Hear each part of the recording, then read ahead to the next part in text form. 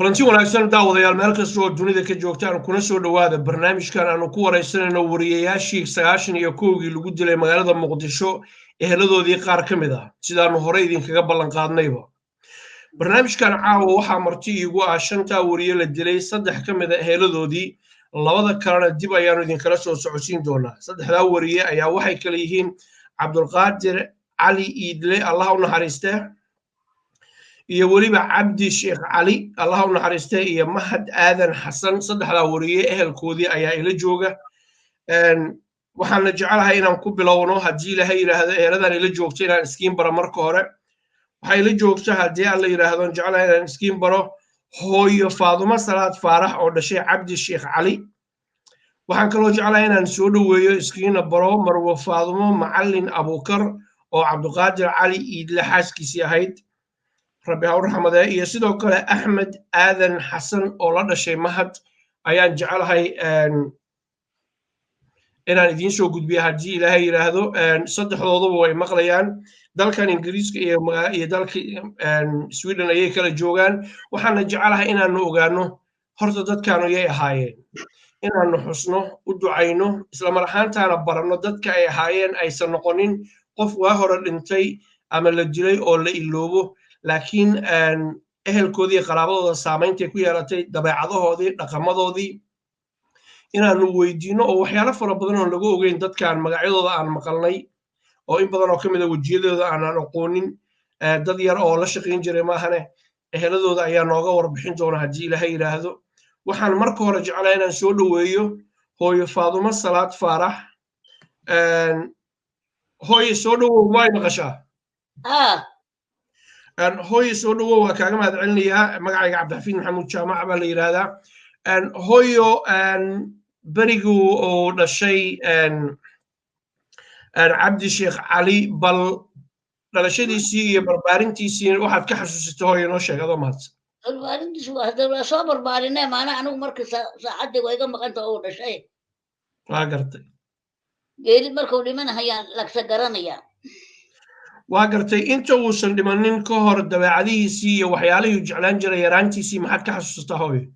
nin wanaagsan buu ahaa oo maamulhaya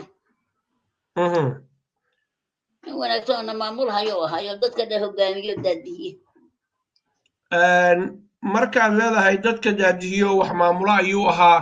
ma reerku u shaqayn jiray maxuu qaban jiray shaqadiisu maxay ahayd warbaahinta ka sakow reerkana waa noo shaqayn jiray warfaafintana waa u shaqayn jiray حنانة حولها واحد حنانة حولها وكبحي حنانة حولها وكبحي وحوق الراديو مقدشو وقرت الراديو مقدشو يمسو كشقين يا حسوس هذا ديبو فيريسيد والله ما حسوسنا عند واحد بدنا كشقين هاي وقرتي هوي هذا وما تنتهي وكوسو نقريا هدينا هنا هذا حوق بيا هدينا هذا سويدن إيه فاطمة معلن أبوكر فاطمة سودو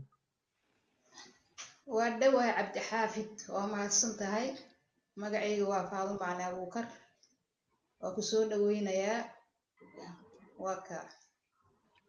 وقرتي فاطمة واحد يقول رنتا هدي لهي هذو أضيقاقي عبد القادر بالماشا اسكو براتين يبري سماتكي واحد كحسوستين والله عبد حافظ وبرسماتكي odagaygu waxaan isbaranay 82 bilowgeedii ma sha Allah 83 maxay ahayd horaanteedina waa aqal galnay ma fahamta si fiican marka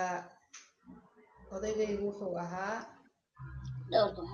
nin aad iyo aad u dabeecad wanaagsan ma sha Allah u afgaaban wadaad ah shaqadiisii waxyaalaha loo diran aad uga adag oo barbaaray family aad u fiican oo kala dambeyn iyo asluub iyo xag diineed ba aad uga muuqato ma sha Allah وقرتي طبعا أذوق قفكي نلاش لقي بسنة هذا هيد إن كستو قدروا إذن كلا ودي maxaad dabeecadihiisii gaarka ahaa mid iyo laba ka xasuusan kartaa oo qalbigaaga wali ku jira run ahaantii cabdi xafiid haddii aan kaaga warramo dabeecadihiisa nin dabeecad adag ma ahayn maasha allah nin asluub lahoo dadala dhaqan ahoo maaragtay aad iyo aad aan la soo koobi karin naxariis badan xushmad badan qadirin badan bulshadana maaragtay magac gooni iyo maamuus ku leh xagga dhalinyarada la socodka iyo xagga diriskaba iyo xagga reerkiisa iyo xagga ehelkiisa nin u wadaag aad iyo aad ugu wanaagsan buu ahaa ma fahamtay aad iyo aad waa kugu soo noqonayaa axmed haddaan u gudbo axmed soo dhawow sida asxaabta kale aan kusoo dhaweynayaa bal gudagal kolay su-aasha waa maqashay su-aasha la midka adiga isaga yaa weynaa maxaad ka xasuustaa walaal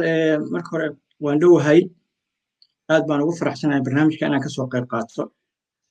mahad aadan xasan mahad cadde wuxuu ahaa da'deediis wuxuu iga weynaa oo gabadh deeqa aadan xasan la yidhaahdo waa noo dhexayso oo iyadana walaasheen ah maanta joogta marka mahad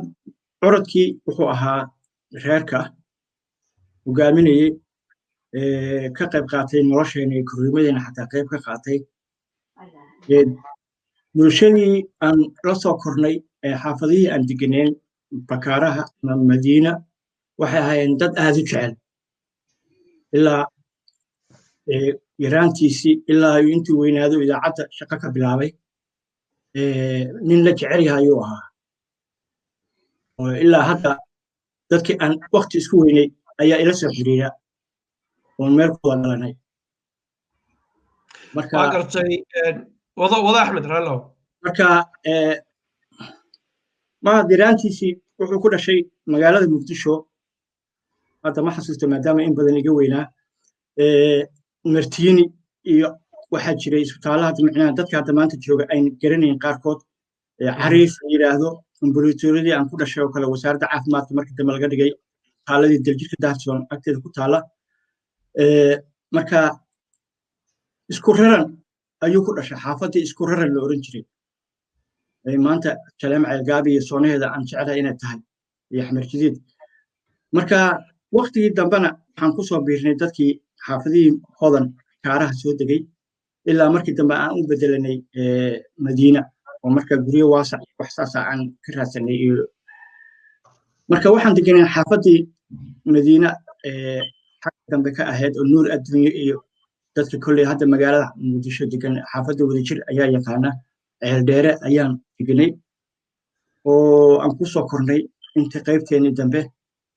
marka mahad wuxuu ahaa nin aad looga jecel yahay xaafadda maadaama macallin ahaa macallinnimadiisuna 81 meelaha uu dadkii xalano ka soo baxay ayuu ahaa maadaama wuxuu dhigi jiray maadaama macaa wallaahi markaa dee nin dhalinyarana waan ahaa waayo 91kii haddaan 21 aan jiray dee marka 80 iyo xogaagii waad qiyaasi kartaa intaan jiray macnaa dugsigii anaaba kalaaska shanaad meelahaas dhiganay laakiin wuxuu dhigi jiray juqraafiga isaan jeclahay laakiin iskuuladii uu maanta wax ka dhigi jiray ardadii macnaha waqtigaa dhiganaysa ayaa ilaa hadda ila soo xiriirta oo qaarkood xasuustaan macnaha wuxuu ahaa marka dhamayaan sacatan ayuu iskuulkii aan jeclahay inuu ka bilaabay dhamayaan sacatan markii wixii ka soo horreeyeyna wuxuu ka dhigi jiray meeshii carruurta agoonta lagu hayn jiray afgooye ee weliba qaybta gabdhaha baan jeclahay ayuu marka u horeysay iskuul ka bilaabay macallinimo markuu xalano ka dhameeyey axmed waa kugu soo noqonayaa hadda waxaan aadayaa hooyo faadumo haddii la yidhaahdo hooyo sidee ayay ahayd haddaan wax kaa weydiiyo wax awlaadu ka tegay ma jirtaa cabdi sheekh cali awlaadu ka tegay hal wiil wiilkaas xaggee ku dambeeyey annagaa hayna haatan ingiriisku idinla joogaa waa meeqa jir hooyo adoo mahadsan ya waa meeqa jir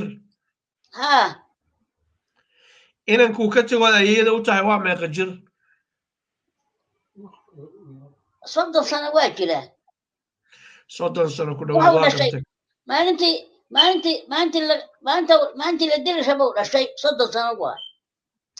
waa dar 30 jir waaye dabcan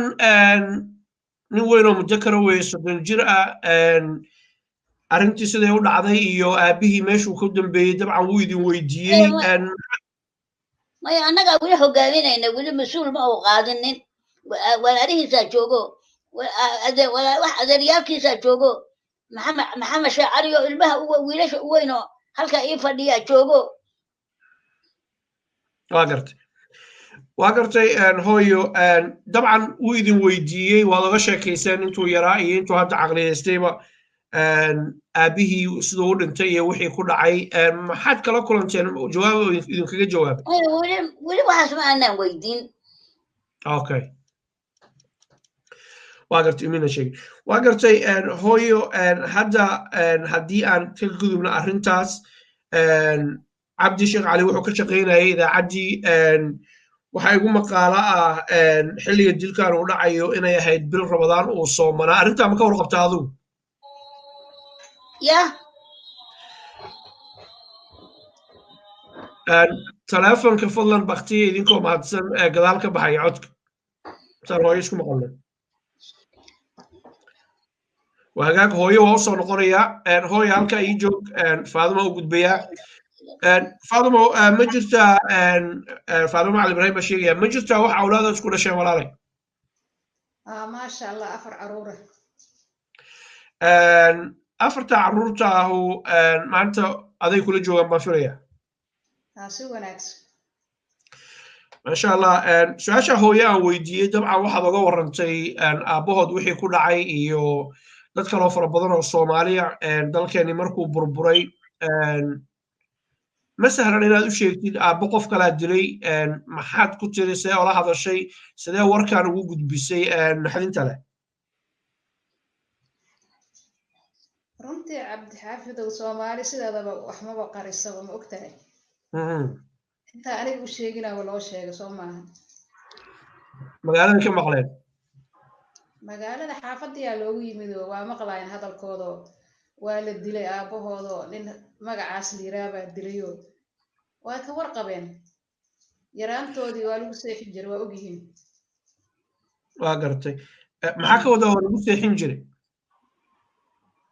maya hadda waa maqlaaya ilmihii xaafadiyaa dadkii soo booqday iyo dadkii xaafadda jooga iyo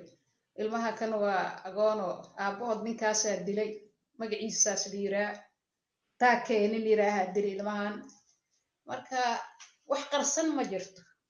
waa la ogyahay taas ilaa yaraantoodii ilaa hadda way ka warhayaan naxdin iyo afmakariir iyo tiiba mid ka darbo maanta anaka noo taagan tahay waayo 30 sano wax dib loo dhaafay xasuusin xoog leh ilmihii iyo maanta wax fahmaayo oo dareenkooda hadda waxa waaye shal waxa ay kala ogeyn waxay maqlaan hore u gudbi jireen laakiin maanta tii shalay annaga maanta nooga xanuun badan runtii markaa leedahay waa nooga xanuun badan tahay maxaad ula jeedaa macnee walaalada maadsan waranka ninka kugu dhuftay iyo midka kugu gilgilaba way kala xanuun badan yihiin dhacdadii shalay aabbahaas waa dhintay waa laga samray caruurta waxma aysa fahansaneen laakiin hadda waxbay fahmayaan ya xanuun bay ku noqotay waa gartay cadaalad leh loo baahan yahay ilmihii inay cadaalad helaanay u baahan yihiin ninka dila waa ninkaas anaa ku dhahaya maanta waa gartay dabcan xilli aan isaga wareysanaynay wuxuu ii sheegay oo isaga mar walbana saxaafaddu qofka maqan bay difaacdaa wuxuu ii sheegay aan jeclayn aan ku celiyo inuusan arrintaas rugna ku lahayn cidna uusan dilinin ciddii eedaynta wadana ayaga caddayn laga rabo dabcan dad kaloo kala duwan baan waraysan doonaa laakiin adiga haddaan ku weydiiyey adigu goobjoog miyaad ahayd meesha dilkan uu ka dhacay mise waa laguu sheegay aniga idaacadda goobjoog kama ahayn laakiin xaafadan goobjoog ka ahay ma fahamtay aniga wiilkaas inuu wiilkan ninkan dilay marxuumka inuu dilay markaatimo doonto waay taas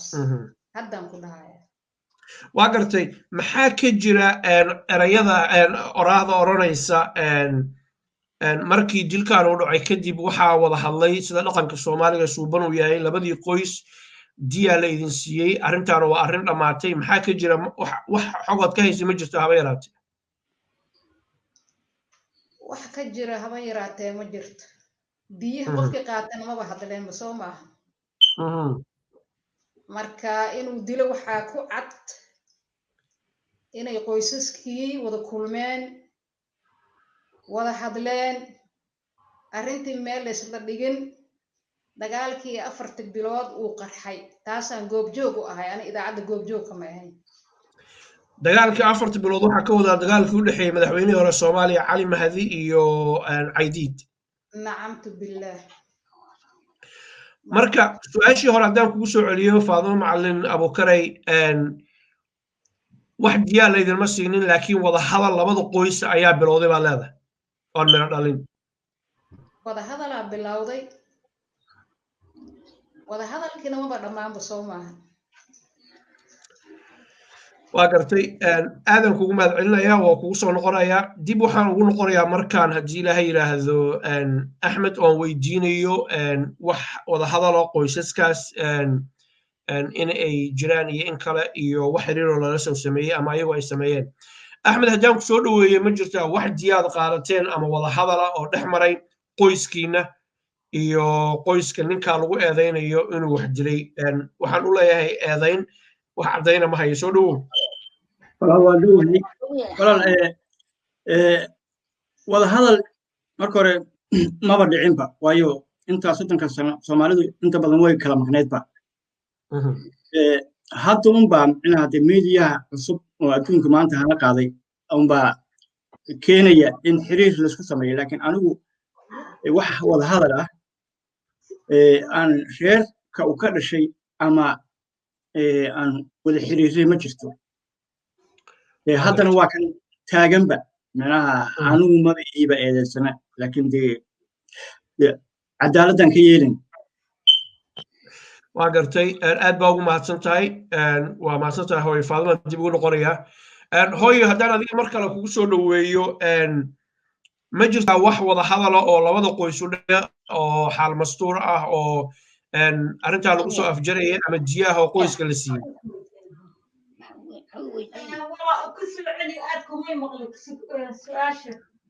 waa gartay daawadayaal hooyo waa qof weyn marka inaan cod kor ugu qaado weeye hadday maqli weyda ka raalli ahaada hooyo khayr allah ku siiya fadlan dadka gadaal ka hadlaya waa idiin mahadcelinaa laakiin haddii aan wax yar hoos u dhigno codkasay hooyo ii maqasho hooyo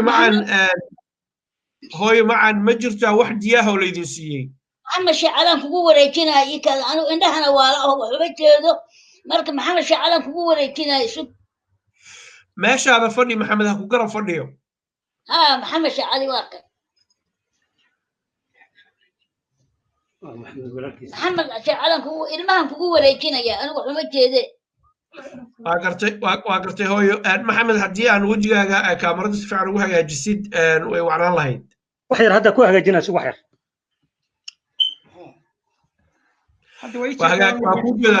وجهه محمد مجرته واحد جياه ولا ينسيي أما وضح هذا ولا بدأ قوس الأحمري واحد جياه ولا ينسيي أما واحد ولا بدأ قوس الأحمر مجرانين واقرتي واحد ولا مجرى وذن الأحمري واقرتي أذوق طبعا إن تكونين بان قياسية واقرتي هوي حوغا يرى ونسمغلي ويني وأعلو داريا هوي وين وين الله بركة عمرك هذه عافمات كذا ما حد كحسوسة دبع هذه سي نقن كيسي ما دام أذوق هاي ولالكي كوينة الله نحرسته ولالكي عبد الشعلي وحكب حي تكسيجي سرع حنانة حوالها waxaa loo bedelay degmada Caruula oo ka soo shaqeeyay 1975 kiina waxaa lagu soo ceshay xamar wuxuu haddana mashruuci gandiga la oran jiray afgooy ayuu shaqo ka bilaabay kadib 80gii ayuu wuxuu galay raadiyo muqdisho shaqo ka bilaabay ilaa 90gii ayuu shaqeynayay waa gartay dabcan wiilkii uu dhalay baa idinla jooga hadda London san dareemayo hooyo markaan weydiiyey xoogaa yar waxa laga yaabaa inuu communicationkeenu fiicnayn bal asaga dabeecadihiisii wuxuu ka raacay iyo sidii loogu sheegay newskii maxaa nooga sheegi kartaa waxa ka ogta walaalow macanow waxa weeyaan wiilkaani waa ilmo yar buu markaas ahaa aabihiis in la dilay wuu maqlay ninkaasaa dilayna wuu maqlay balse waxa weeyaan wax kale oo wara oo dheeraad ah oo uu ka hayaa ma jiraanin waa gartay waxaan jeclahay inaan u gudbo qaybta kale oo ah xilliga dilku uu dhacay iyo idinka saamayntu idinku yeeshay family ahaan haddaan adiga kula joogo maxamed sheekh caliyow goormaad maqasheen dilkaanu inuu dhacay cidda dishay iyo kama hadlayno dilkaanu inuu dhacay goormaad maqasheen sidee warku idinku soo gaaray walaalow waxaan maqalnay dilkaani markuu dhacay 2 beri kadib anu maxamed baan joogay annagoo dhan intayna badan baan marka 2 beri kadib baan maqalnay in la dilay kadibna waxa weeye gabadhii walaashay uu la joogay ayaa maxaa noo tacsi samaysay odayaal maaragtay baan noo tacsiyey tiro badan oo maaragtay familkaas ahaa oo gabadha qabay marka waqtigaasaan maqalnay annaga gabadha la qabay waa tuma waxa xalimo sheekh cali walaasha waa gartay marka reerkii xididka aad ahaydeen baa idin tacsiyenaya waa gartay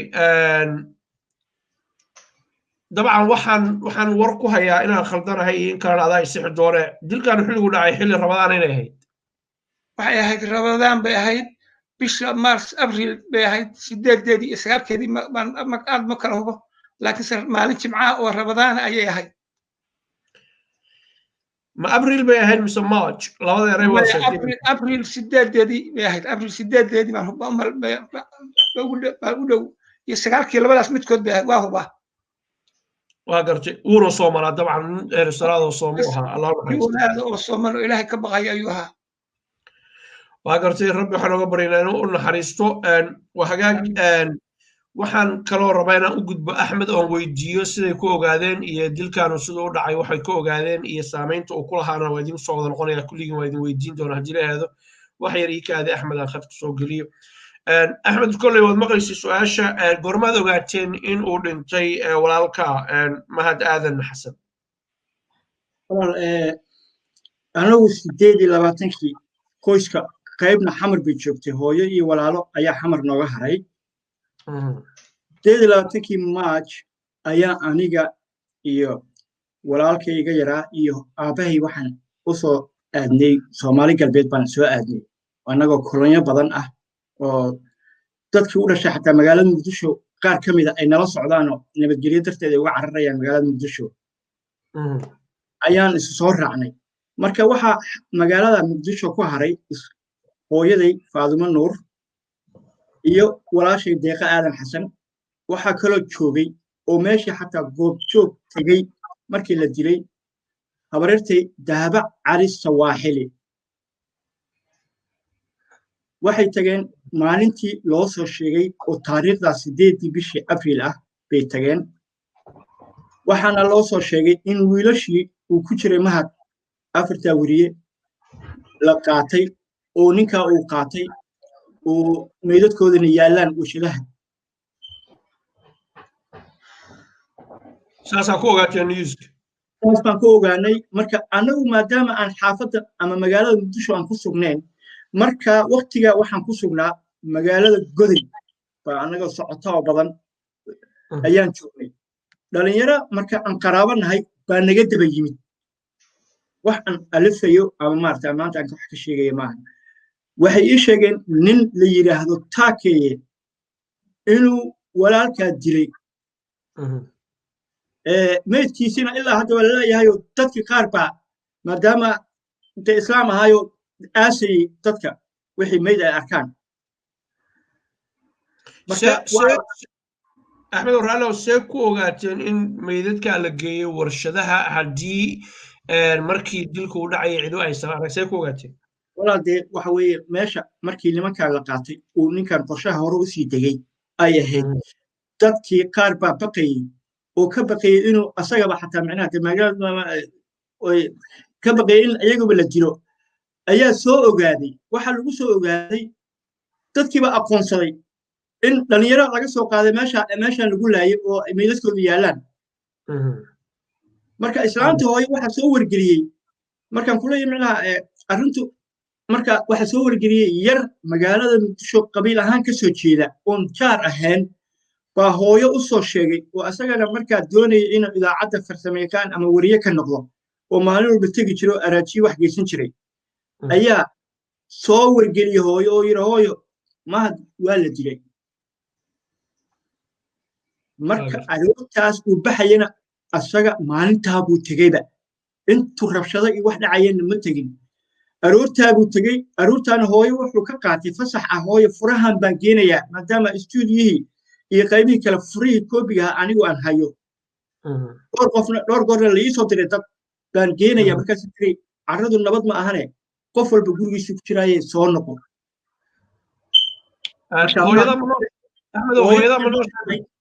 way nooshahay walaal way joogtaa gurigay ila joogtaa laakiin ma doonayo inaan xasuusiyo waayo qof weyn weeye waa 80 bay kor u dhaaftay marka ma doonayo in macnaha sidii gabadhii walaashay Faadumo ay sheegayso macnaha waranka haddii lagugu dilay xusuusta 30 sano inay maanta ay dib u soo xasuusto oo ku soo noqonaya Faadumo Ali Ibrahim Faadumo dabcan waad maqlaysaa su-aashaas aan weydiiyey ahayd goormaad ogaateen see ku ogaateen maxaa laydiin soo sheegay xaaladdu say ahayd muqdishoad joogtaan bal walaalay sawir ka bix subaxdii uu shaqo tegey subaxdii markuu shaqo tegey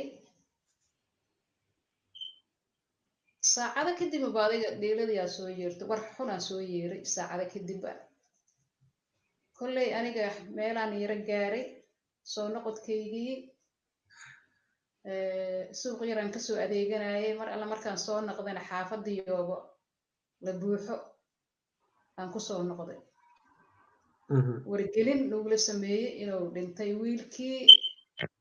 ninka magacaas liiraa dilay wiil yaroo idaacadda kala shaqaynaya oo ku cusbaay markaas aa warbixinta keenay ma fahantay ma xasuustaa magaciisa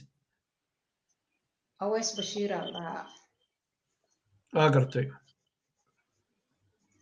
marka sidaasaan ku ogaaday xaafadii wada guuxaysa waxaan yiri xabado baroonaha dhaceen mar alla markay xabadihii dhaceen iyo buuqi xaafadda markaan arkaan yiri talow macaruurti xabadihii isu dhaafeen mar alla markaan soo dhawaaday oon yaabanahay ama kaag aan arrintii la ii sheegay xataa wiilkii warbixinta keenay xaafadda uun dhigo waa iga weji qarsay adig ma fahantay marka arrinta saasay igu soo gaartay annaga subax siduu nooga baxay oo shaqadii u aaday laguma soo noqon waxaan xanuunka la qabaa gabdhaha ayagana dhibkaasoo kale ku dhacay oo raggooda siday shaqada ugu aadeen dib ugu soo noqon aniga markii odagayga laga qaada meeshii markuu dhibka gaaray isbitaal digfeeraa la geeyey maba nagu soo noqonba waxa waaye meeshiisaa lagu aas qabuuraha qaranka meelahaasaa lagu duugaaday insha allah meeshaasaa lagu aasay dib nooguma soo noqon marka raggaas xaafadahooday ka baxeen dibna uma soo noqon walaal waa gartay aaskoodii ma ka qayb gasheen aaskiisii may aniga ma tigin xaafada way kala dheeraayeen marka kulley dhallinyaradii dadkii la dhashay iyo walaalihiis iyo eheladiisii dadkiisii aasa kulley waxba dhibaato ma jiraan ana caruurtaydan iska haystay maxaa la sheegaa aadan kugu mahadcelinaya waa hagaag waxaan jecelahay markaan inaan dib ugu noqdo maxamed soo dhawow waxaan rabaa hooyo weli way ku ag joogtaa waa qof weyn qoyskiina reer sheekh cali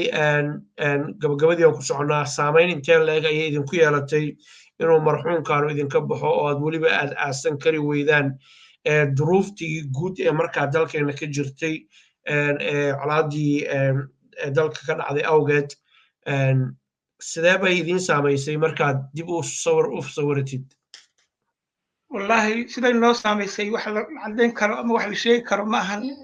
maxaa yeelay dhibta dhacday waxa weeyaan hooyo waaba indha beeshay waa ujeedaa waa indha laadahayba واقرتي dhibaatada noogu weyn hooyo in la beeshay baa noogu darnayd xalshoogii ay naxday iyo hintii maaragtay qalbigeedu uu fuqay halkaas waxaan rabaa inaad fahansiisid daawadayaasha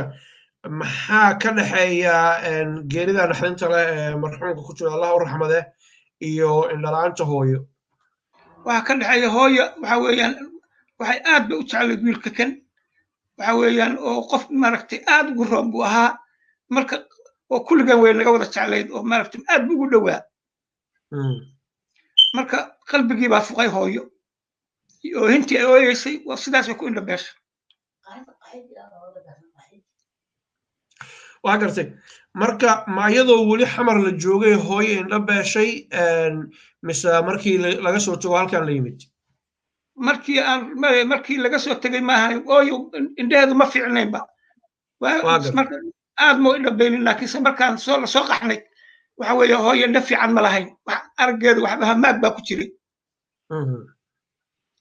kadibna waa iska indha beeshay ilaa haddana waa indhalaada waa gartay aada mahadsan tahay waxaan ku noqonayaa axmed hal mar haddii ilaha yidhaahdo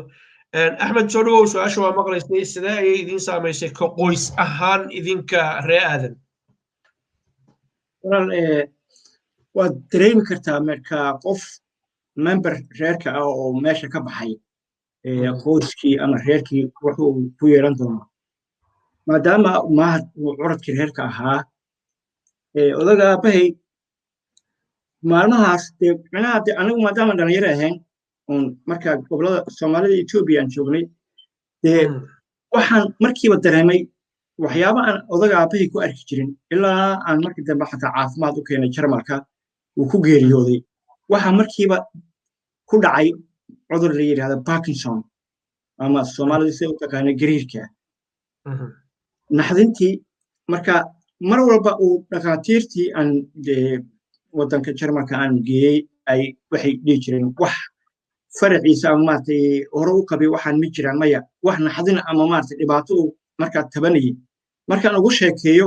buug waati ku qori jireen dawooyin markaa ay ku tujiyaan bay siin jireen ilaa markii dambe 2004 uu ku geeriyooday magaalada Bonn oo aan deganeyn marka dhibaato taa iyo murugo badan oo mar walba markaa soo xasuusatay qofkii dilay oo magaalada iska tamashlaynaya dee macnaha hadduu ahaan lahaa walaalkay ama wariyaasha maanta la dilay hadday ahaan lahayn niman dee dhigicab oo dadka ayaga laynayaan oo lagaa dilay waxba macnaha caloos kuma xanuun lahayn laakiin nin maskiin oo saaka u shaqashta tegay baa waxa soo heshid oo dee loo dilay gardarro waa dareemi kartaa waxa macnaha nabarka uu kugu yeelayo marka way jirtaa waa tan hadda aan ku leeyahay hooyaday macnaha ma doonaya media inaan soo fadhiisiyo ama TV-ga aan horteeno kaaba ka mid ah oo macnaha xaggii aad ka wareysanayso ma xag kale aadaysaa maadaama iyadu dhexdeeda isku booqayso marka way jirtaa murugo badan dhibaato badan weliba xataa ha ugu sii badnaato waay hadda waay macnaha 30 sano waad ilaaweysaa ruuxii lagaa dila ama gardaraha lagu dilo ama ha lagu dilo gar laakiin markii la keeno youtube-yada qaarkood ay ka shaqeynayeen macnaha ay marwalba soo baafinayeen cadaalad aan weli u helin aan daba ku jirno waayo programka hadda aan ku jirno waxa way sidaan cadaalad ugu heli lahayn marka waxaan ka sugaynana waa Soomaali walaaladeen muslimka ee Soomaali baan ka sugaynaa waxaan ka sugaynaa wax alla wixii caddayn ay ka hayeen waayo ruux walba oo ka tagay hadda ilmaha yar marka iskuulka u dirsid oo maanta wax ku dhacaan miyaa la daba socotay miyaa markuu ku fay miyaa wax mar walba ma daba joogto sida baabuurta kaamirada lagu xirayo kale ma noqonaysid marka waxaan ka doonaynaa Soomaalida walaalaheena markaas goob joog ah meel walba adduunka ay joogaan hadday nool yihiin waxaan ka doonaynaa xiriir inaan la sameyno cadaalad aan helno waa gartay waa usoo noqonaya mawduucaas waxaan rabaa inaan su-aal kale hadda hadallada dhahaysay eray ka soo dhex baxay oo ahaa dhakhaatiirtu waxay yidhaahdeen aabba allaha u raxmadee Parkinsonka markuu ku dhacay oo si fiican u bixida cudurka dadka gacmaha geliya dadka qaarkood xusuustu ka qaada laakiin gacmo geliirkaas bilowgiisa hore weeye dhakhaatiirtu waxay ku yidhahdeen wax dhibaato waxay ku yidhahdeen ciddiina wax ka mid a xanuunkan qabay ma jiraan mayaa tiraahdeen maxay kale oo u sababeeyeen amase ay kuu sheegeen oo xanuunkan uu ugu yimid baalislaam waxay ugu yidhaahdeen way weydiiyeen dagaalkii micnaha soomaaliya ka maadaama qaxooti aan ahayn oo markaan dee sifa kala kumaynan tegayn meesha ilan micnaha ama tamashle kuma tegayn ama dalxiis kuma tegayn marka wayna weydiiyeen sifihii micnaha markuu aabbaha waddanka joogay ama maaragtay uu ka yimid ama waddamada kale aad soo marayseen wixii keenay wax keliisoo markaa asaga wadnihiisa ama u dhimaya ama markaa la dirsay miyaa jira marka wixii baan uga sheekeennay waxaan uga sheekeennay wiilkii curadkiisa ah oo dhintay kabacdi ayaan waxaan dareennay asaga in gariirkan uu ku bilaabmay aad umaasantaa ugu fahmay faadmo dabcan waa dhegaysanaysay horena waxaa u sheegtay dareenkaasna qoysaska soomaaliyeed la qabtid jeclahay inaan idin weydiiyo saddexdiinaba midba mar waxay tahay haddii ilaha yidhaahdo ninkaa lagu eedaynayo in uu wax dilay waana ku celcelinaya ereyga eedayn maxaa yeelay isagu wuxuu yidhi anigu shuqul kuma lihi sidaa awgeed qofka inta maxkamad laga soo taagayo oo maxkamadaasu ay ka xugmanayso waa qof aan dembi lahayn sida maxkamadaha caalamku ay u shaqeeyaan haddii aan ku weydiiyo adiga maanta haddii aad fursad u heshid in aad adiga iyo taakeeye iyo afartaada awlaadda ee agoonta kusoo korisay allah ku sharfay aad ishor fadhiisataan maxaad ka oran lahayd ama ka dalban lahayd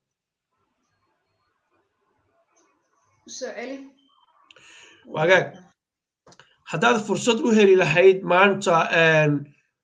muwaadinkaa soomaaliyeed ee lagu eedaynaya inuu wax dilay hadduu soo hor fadhiisto aad fursad u heshid maxaad ku oran lahayd adiga iyo ubadkaaga yaryar ee agoonnimada kusoo barbaaraysa waqtigeeday ku hagaagsan tahay taas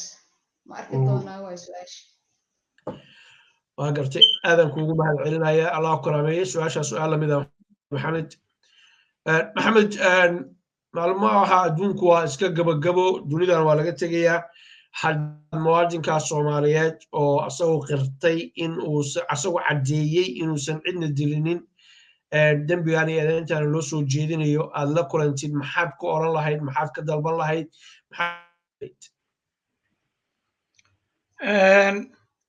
waxaan dalban lahaa waxa weeyaan horta sharciga in la hor keeno haddii leh aan heli karno isla markaasna waxa weeyaan xasuusta maaragtay ninkan waxa weye annaga lagama qarsana maalintuu ninkan dilay ilaa iyo hadda magaciisa waan haynay waxa weeyaan annagan wax magaciisana waxaan u naqaanay annagu sufyaan iyo waxaas ma aqoonin cabditaakeeye cabdullaahi baa magaciisa la yidhahdaaba noloshan ku yiri annaga cabdullaahi taakeeyaa la yidhahdaa axmed in loogu daray abihiis ma aqaano laakiinse cabdullaahi taakeeyaa la yidhahdaaba nalay ku yiri markii annaga hawshaan naloo sheegahayey marka annagu ninkan waan hubnaa inuu walaalkay dilay wax qarsoon ma ahan ummaddii meesha joogtoo dhan baa sheegaysa waxa weeyaan muxuu ahaa waxaan doonaynaa annagu sharciga in la hor keeno wuxuu sharcigu qabo la waafajiyo intaas keliya ayaan doonaynaa oo maaragtay sababtoo waxa weeye xasuustan noogu darnayd waxay ahayd maadaama aan walaalkay oo meyda oo meesha u geeya aanan ogeyn haddaaban maqlahayaa muxuu ahaa miisaanka dhuxushaa lagu tuuray laakiin annaga markii waxaa la yidhi meydkiisa waa la qaatay meesha waa laga qaaday ayagoo afar ah meydkooda baabuur intii lagu guray baa meel lagu daaso duurka ah baa laku yiri ma fahamti annagu laakiinse ma aan ogeyn meeshaas muxuu ahaa meesha lagu daasay oo kuma dambaabi karo halkaas weeye ma oran karo marka naxdinta noogu weynayd waxay ahayd meydkii aan duugan weynay annagii oo maaragtay nafteenii muxuu ahaa socodku nagu xadirnaa dhibaatadaas noogu daran marka waxaan doonaynaa sharciga in la waafajiyo ninkaas odaga ah annagoo maaragtay ka codsanayna ummadda soomaaliyeed oo dhan waa gartay waa ku mahad celinaya axmed baa su-aashaasoo kala siinayaa axmed soo dhowow su-aashu waxay ahayd ninkii walaalkaa dilay ama dadkii walaalkaa dilay haddii lagula kulansiiyo aad hor fadhiisataan aad fursad u heshid si nabada ku jirto oo deganaan ku jirto oon dagaal lahayn oo weerar lahayn haddaad is hor fadhiisataan maxaad ku oran lahayd maxaad se ka dalban lahayd walaal hadduu asaga marka hore la imaan lahaa way fiicnaan lahayd laakiin waqtiga xadirka uma banaana qodobka keliya u bannaan waxay kala mataqaanaa ruuxu markuu dembi galo oo ummaddii ilaahay intuu soo hor istaago yidhaahdo dembigaabaa galay marka waa laga yaabaa inaan marka aan arrintii aan annaga go'aan famil ahaan qaadan lahayn inaan ka soo jeedinay meesha laakiin ruuxu hadduu asaga ku indha adeegayo amba intaan wax sameeyo waan istaagi karaa waan oran karaa waxaa ma samayn laakiin waqti bay qaadanaysaa markhaatiyaal bay noqonaysaa way dadkan micnaha xoolo uu meel ku soo xirto marba mid la baxaya ma ahan waa dad bini aadana wadankay u dhasheen joogeen weliba magaalada ay ku dhasheen joogaan marka waxaan doonaynaa hay-adaha xuquuqda wax meel walba aan marno inaan cadaalad helno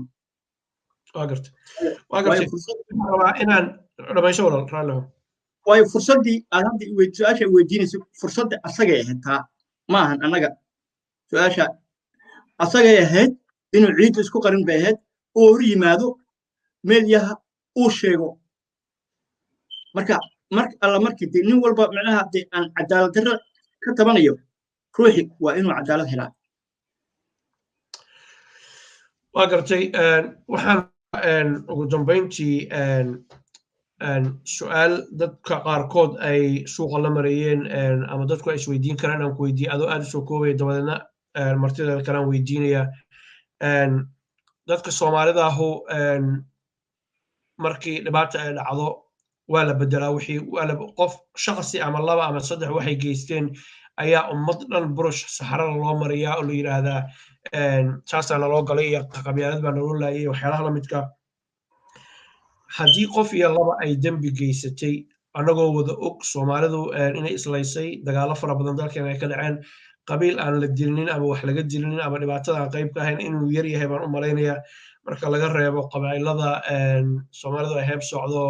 hadday aan leedahay reer banaadirka iyo dadka dhoobeyda beeraleyda iyo dadka la midka qabiiladan waaweyn inta badan waxay weye dad islaayo oo isdilay inta badan u badan yihiin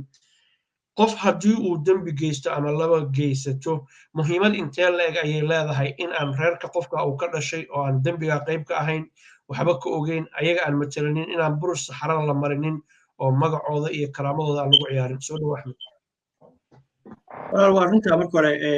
waxa laga yaabaa fikradda haddaad soo jeedaysa tirada dembigaa baa laga galay maanta meediyaha meelaha inta soomaalidu waxay isticmaalaan meelaha adduunku ay ka isticmaalaan waxbarasho iyo micnaha horumar anagu waxaan ka isticmaalnaa meediyaha inta aan ka isticmaalno waxa weye inta xun waayo hadduu maanta qabiil maanta uu meeshaana dhigay micnaha horumar kale nooma harsana ilaa waan arkaysaa tiifiyadana waan ka daawanaa waxyaabaha ka socda waddankeeni maanta marka ayaga iyo ilaahay bay jirtaa qofkii micnaha maanta anigu walaalkii qabiil looma dilin waayo hadduu qabiilka reerka uu ka dhashay idaacadda ma imaanayn la oran lahaa muuna tegi lahayn waayo magaalada muqdisho ruuxa markuu ku dhasho de magaaladiisii uu degan yahay marka qabiil looma dilin ninkan wuxuu u dilay oo anigu informationka ilaa 30 sano aan baadigoobka ugu jiray waxay ahayd sadbursi uu baahaa waayo asagoo aan aqoon lahayn uu meeshii soo galay qori wata dadkii micnaha meeshii joogay idaacadda farsamo yaqaan ka ahaa idaacadda ka shaqeynaya wariyaasha ka ahaa wahandadaad iyo micnaha kursi ka qaadasho kabacdina asagii la xumaatay oo arkay micnaha inuu godob galay dhiig galay ka baxsaday wadankii marka marna ma oranayo qofkii asagii ilaahiisa hadduu la soo istaago yidhahdo haa reer hebel wey taa asagay u taallaa wixii is cunayo dagaalka ahliga is cunaya taaba asagay u taallaa waayo nimankan weligood qori mayna qaadin mayna tababar xataa mayna tegin wariyaal bay ahaayeen masaakiina aad u maadsanta gartay faadumo aan siiyo in dadka aan laysku darinin oo aan dhiiggaa daatay dad xumaan wada ama koox yar ah aanaysan uga faa'iidaysanin caadifad qabyaaladeed ay kiciyaan oo qof iyo labo dhib ay geysteen ummad soomaaliyeed oo sharaf iyo karaamo huwan oon xumaan isku raacinin oo shiikh leh oo shariif leh aan burushkaas saxarada la wada marinin oon cadaaladii la raadinayay mid ka fog cadaalad darre aan la samaynin muhiimad intee leeg ayay leedahay ka qoys ahaan idin leedahay idinka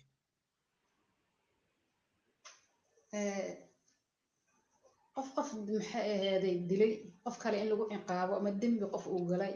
qof kale in lagu ciqaabo wuu fiicnaba sideeda ma fahamtay marka kolley aniga fikirkaas ma qabi fikri qabiilna sideeda waaba necbahay waa kasoo horjeedaa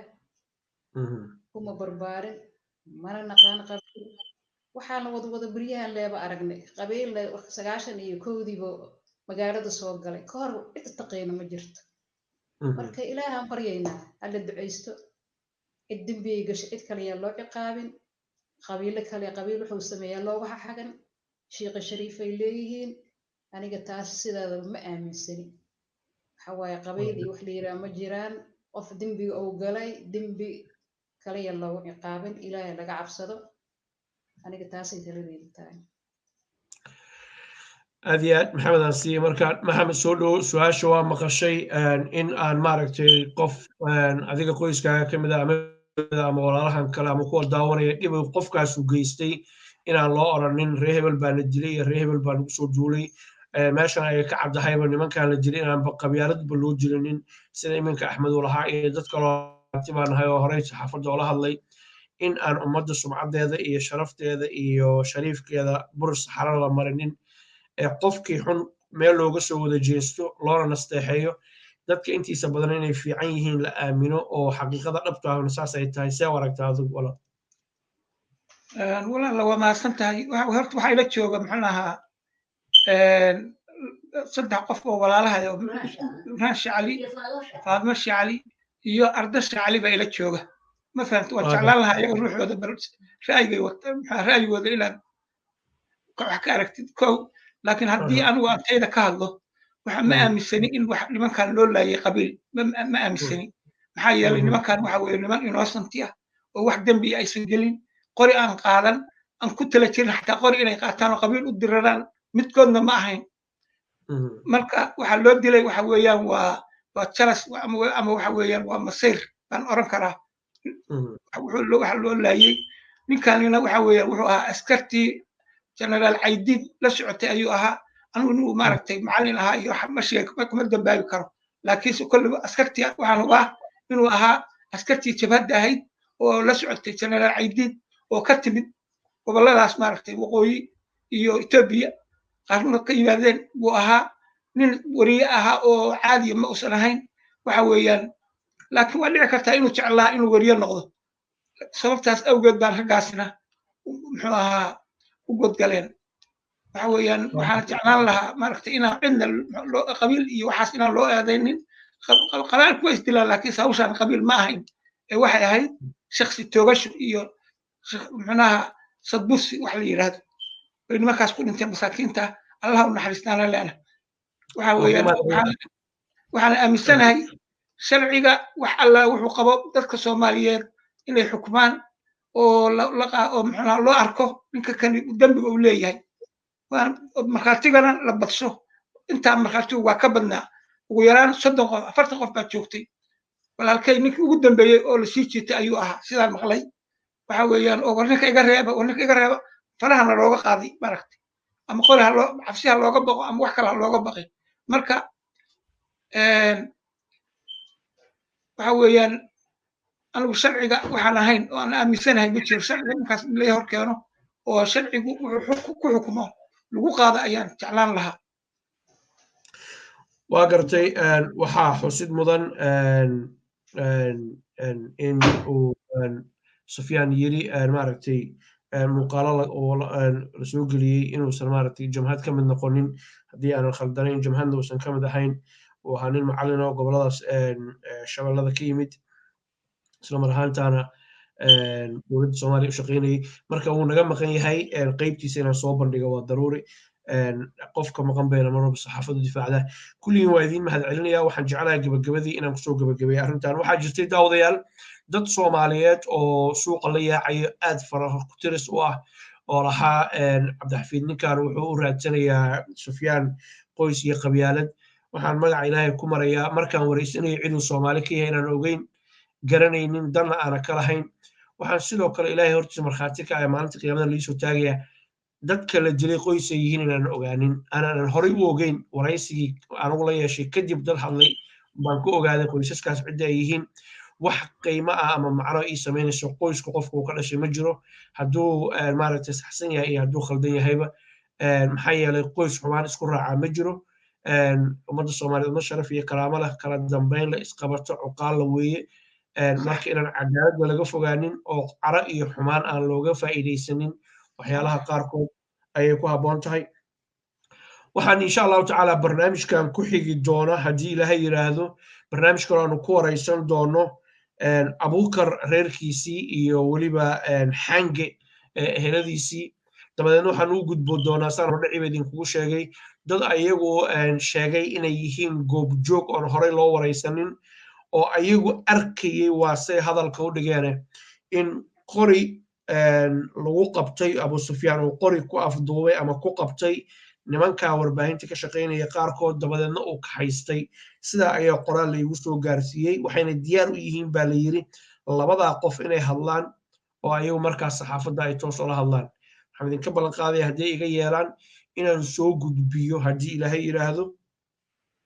abu sufyaanna aanu maaragtay dib u engage garayno haddii uu naga yeelo arrintaana meeshay ku dhammaato aanu idinla soo socodsiino waxaan u mahad celinayaa marka hore hooyo faadumo salaad faarax oo ahayd hooyada dhashay cabdi sheekh cali hooyo weyn ahayd cabaar bay nala hadashay cabdi maxamed baa booskeedii ku jira iyo reer sheekh cali oo dhan waa idin mahad celinaya waan idinkaga tacsiyinayaa samar iyo imaan baan idin leenahay waxaan u gudbayaa marwo faadumo macalin abukar oo cabdiqaadir cali xaaskiisii ahayd 4 carruur oo ugu soo korisay xushmad iyo sharaf iyo karaaman ku haynaa kuwa dadkooda iyo dalkooda iyo diintooda aqbala anfaca allaha kaaga dhigo waa ikhtiyaar waa kaaga mahad celinaa samar iyo imaan baan ku leenahay axmed aadan xasan ayaan isagana sidoo kale u mahad celinaya iyo dhammaan reer aadan xasan iyo weliba hooyo oo la joogto qof weynan hadli karaynin oo qalbigeeda waalidiinaya waan u mahad celinaynaa samar iyo imaan baan idin leenahay intaanu kanoo kale dib ugu kulmi doono magacaygu waa cabdixafiid maxamuud jaamac guumaa idin rajeynaya wasalaamu calaykum waraxmatullaahi wabarakaatu وعليكم السلام ورحمة الله